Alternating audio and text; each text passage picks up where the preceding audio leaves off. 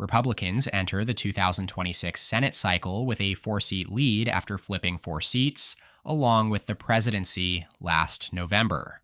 That leaves Democrats at a structural disadvantage, and the new map doesn't do them any favors either. Of the 13 seats they're defending in 2026, 2 are in states Donald Trump carried in 2024, Michigan and Georgia. Another 5 Democratic-held seats are in states Kamala Harris carried by less than 10 percentage points: Minnesota, New Hampshire, New Jersey, Virginia, and New Mexico. Meanwhile, Republicans are defending just 1 seat in a state Harris won, Maine, while North Carolina is the only GOP-held seat in a state Trump won by a single-digit margin.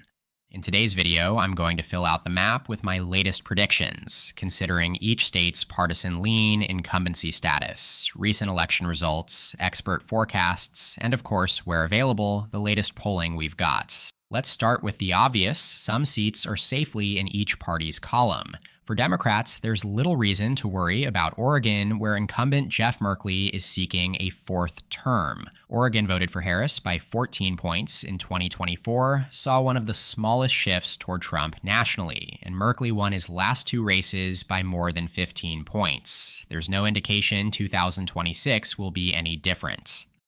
I also expect John Hickenlooper to comfortably win re-election in Colorado, which he said will be his final term in the Senate. First elected in 2020 after 2 terms as governor, Hickenlooper will benefit from the fact that Colorado has shifted further to the left than any other state over the past decade. Over in Illinois, longtime Democratic Senator Dick Durbin has announced he won't seek a 6th term, setting off a scramble among several prominent Illinois Democrats eager to capitalize on a rare open seat. Right now, Congressman Raja Krishnamurthy is the polling favorite, though the polling we have thus far is by no means conclusive. Lieutenant Governor Juliana Stratton and Congresswoman Robin Kelly are both pulling in double digits. Ultimately, this one should remain safely in the Democratic column regardless of who's nominated. Republicans simply don't have a strong enough candidate to overcome the state's deep blue fundamentals. While Illinois is certainly trending right, Kamala Harris still carried it by 11 points last November, and 2026 is expected to be a more favorable environment for Democrats than 2024 was.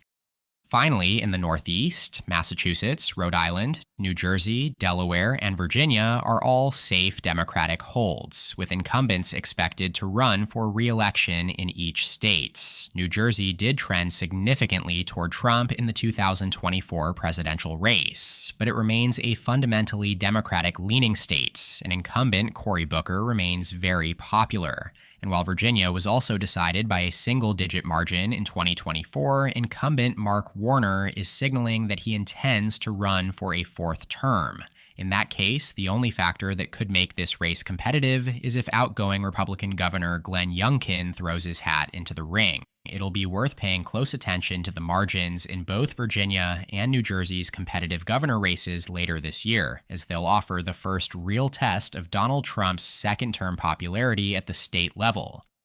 All right, now for the Republicans. There are so many deeply red states on this map, they're barely worth discussing individually. The only retirements we know of so far are Mitch McConnell in Kentucky and Tommy Tuberville in Alabama, who's running for governor, but that won't change much. Kentucky and Alabama remain 2 of the most reliably Republican states in the nation. All told, these 15 solid states bring the Republican total to 47 seats, already just 3 shy of the 50 needed to retain control of the Senate.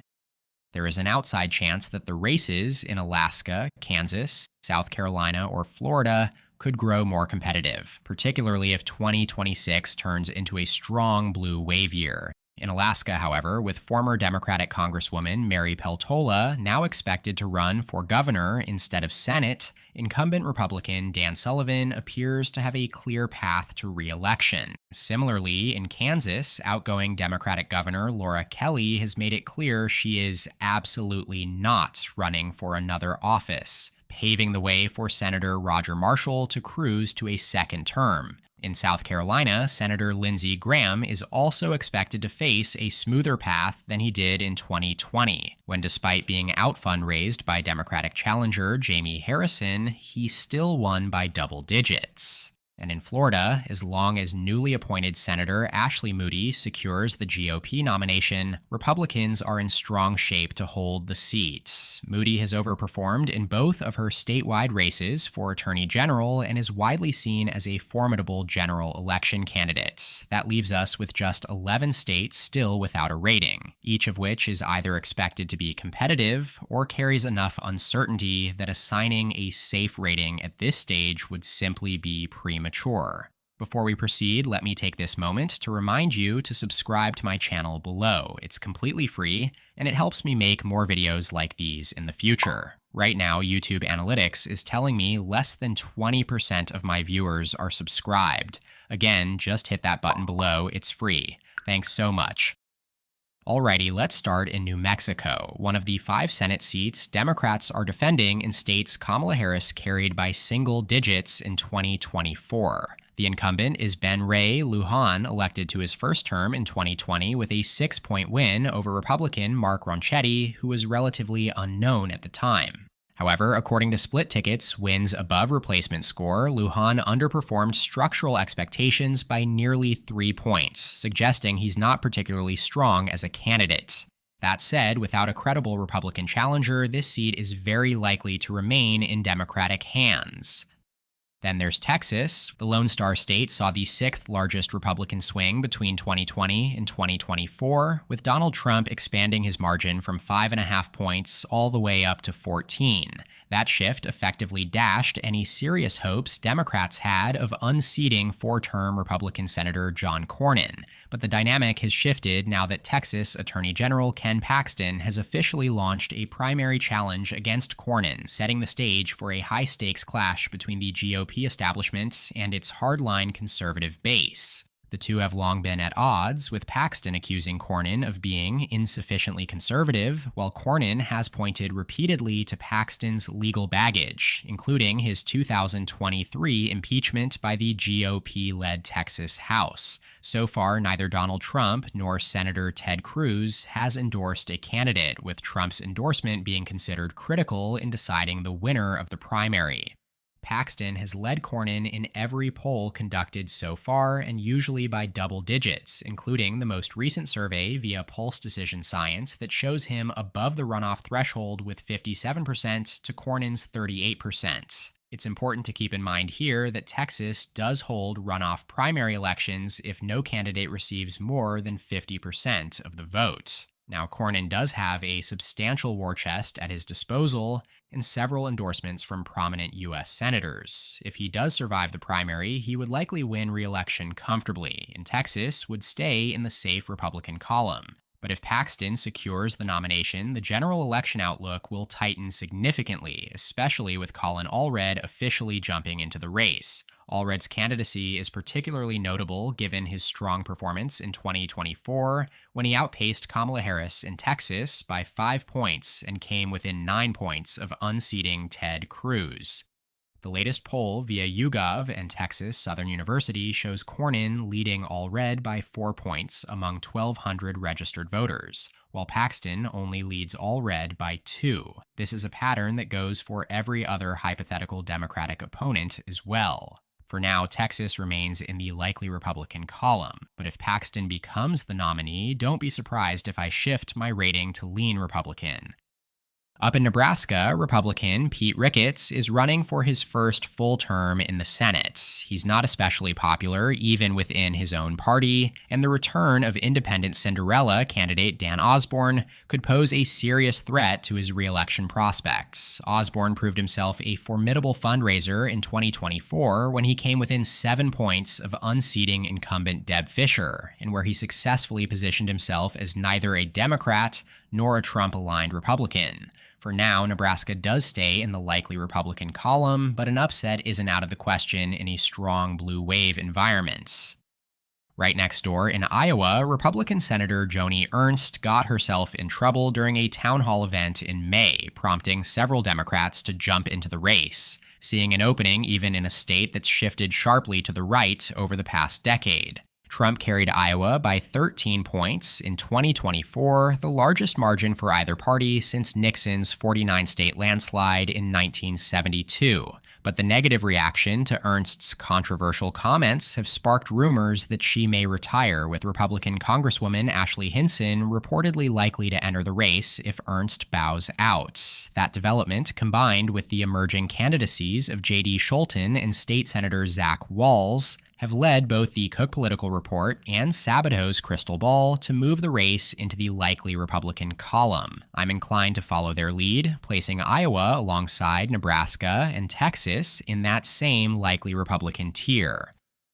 Next is Minnesota, where Democrat Tina Smith has announced she won't seek a second full term, making this the first U.S. Senate race in the state without an incumbent since 2006. That also happens to be the last time Republicans won a federal election in Minnesota.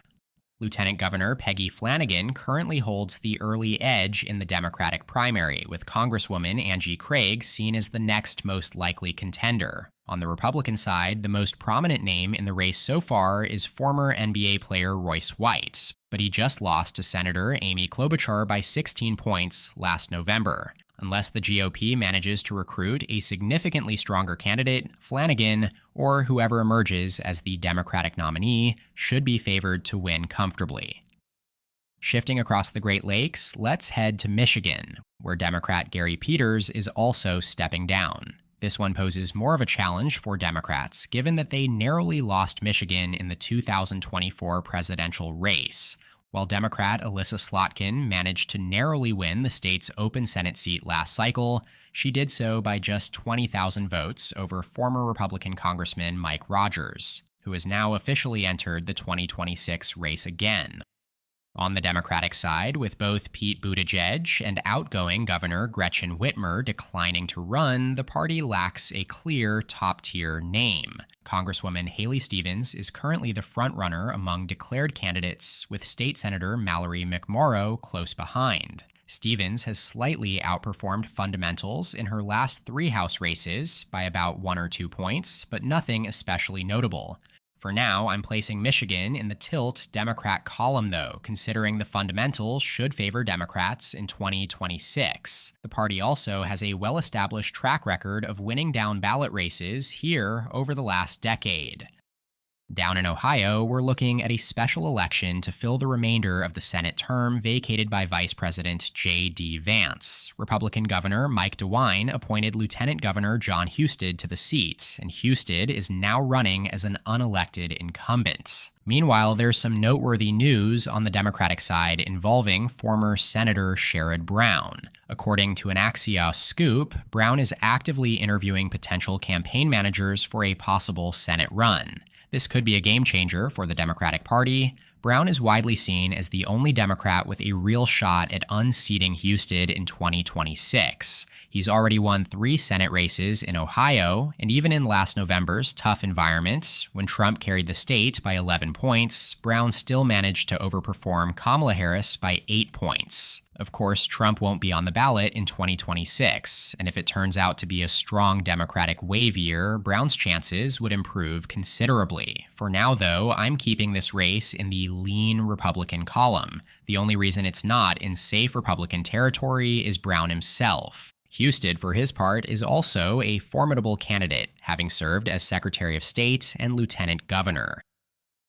Let's head up to New England now, where we have 2 uniquely interesting contests. In New Hampshire, Democratic Senator Jeanne Shaheen is retiring, and Congressman Chris Pappas is the first to enter the race to succeed her. At this point, he's likely to remain the most prominent Democrat in the field. Unfortunately for Republicans, former Governor Chris Sununu decided against running. He would have been their strongest possible contender by far. Instead, it now looks like former Massachusetts Senator Scott Brown will likely win the GOP nomination. Brown's a strong candidate in his own right, and in a red wave year, he might even be favored over Pappas. But New Hampshire leans blue on fundamentals, and 2026 is shaping up to be a favorable cycle for Democrats. So I've got this race in the lean Democratic column for now.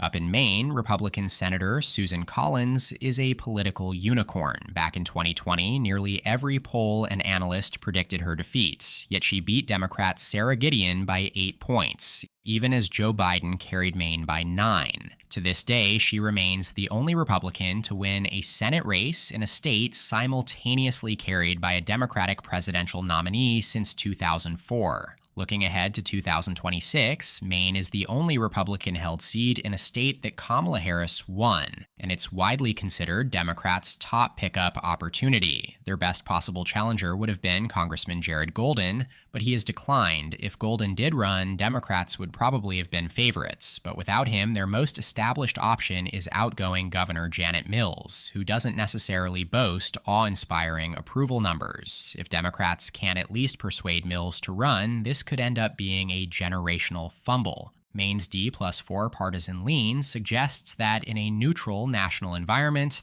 a generic Democrat should beat a generic Republican here by around 8 points. While Susan Collins has proven she can overperform expectations by that margin in the past, it's more likely than not that the national environment in 2026 will lean Democratic, which would further advantage any reasonably strong Democratic nominee. But as of now, without a credible challenger in the race, I have to give Collins the edge. All right, let's wrap things up along the Atlantic coastline with the two highest-profile Senate races of the 2026 cycle, North Carolina and Georgia. There's a good chance that when we look back on this election, these two contests will define which party enters 2028 with momentum. In North Carolina, Republican Senator Thom Tillis has announced he won't seek a third term. His departure wasn't entirely unexpected. Tillis had long faced criticism from the right, censured by the state GOP back in 2023 for his bipartisan support on immigration, gun control, and same-sex marriage. But what seems to have sealed it was his recent vote against President Trump's so-called Big Beautiful Bill. And now, with Tillis out, President Trump decided to back a candidate more aligned with his style of politics in RNC Chairman Michael Whatley. Without any prior electoral history, it's hard to predict how Whatley will perform in a general election, given his election denialist stance after 2020 and how poorly those kinds of candidates fared in the midterms. There's a real possibility he ends up a below-average contender, which is especially tough considering the presumptive Democratic nominee is Roy Cooper, arguably the strongest non-incumbent in the entire country. He left the governor's office earlier this year with high approval ratings, near universal name recognition across North Carolina, and a powerful fundraising network already in place. Cooper might have even been favored had Tillis stayed in the race, but now, in an open seat race, he starts off as the clear favorite over Whatley. I'm placing North Carolina in the tilt Democrat column. Finally, in Georgia, outgoing Governor Brian Kemp's decision not to run for Senate was, at the time, the worst news Republicans received all cycle. Kemp, much like Roy Cooper in North Carolina, is a popular, battle-tested leader in a politically competitive state. He would have been the strongest possible Republican to challenge Democratic Senator Jon Ossoff, and might even have been favored to flip the seat, despite Ossoff's considerable strengths as a candidate. Ossoff made history in 2020 by defeating incumbent David Perdue in a high-stakes runoff, and has since built a formidable political brand and fundraising machine. Without Kemp, Republicans lack a clear top-tier alternative. Congressman Buddy Carter and Mike Collins are the most prominent names to enter the race so far, but neither candidate is particularly well-positioned to compete at the scale this race demands. It's also important to note that while much of the country swung sharply to the right between 2020 and 2024, Georgia and North Carolina did not. Both states are experiencing gradual demographic shifts that continue to benefit Democrats, expanding, diversifying metro areas, and a steady influx of college-educated transplants from traditionally blue regions in the Northeast and West. Put it all together, and Jon Ossoff now holds a clear edge in what was once shaping up to be the GOP's best flip opportunity of the cycle. So with all that said, we land at a projected 52 to 48 Republican majority, with Democrats gaining one seat. And while their path to a majority remains narrow, it does exist. Most likely, it would require flipping Maine, currently rated as tilt Republican, and then taking 2 of the following likely Republican seats: Ohio, Iowa, Nebraska, Texas, or Alaska. That's just my current read based on where the national environment and candidate dynamics stand today. But of course, it's still early. The map can and will shift. Feel free to share your thoughts on the map in the comments below and let me know what topics or races you'd like me to cover next. That's it for today's video. Huge thanks to my channel members, all listed in the description. Don't forget to hit subscribe and drop a like if you enjoyed the content. Check out more videos here, and as always, thank you so much for watching. I'll see you next time. EP out.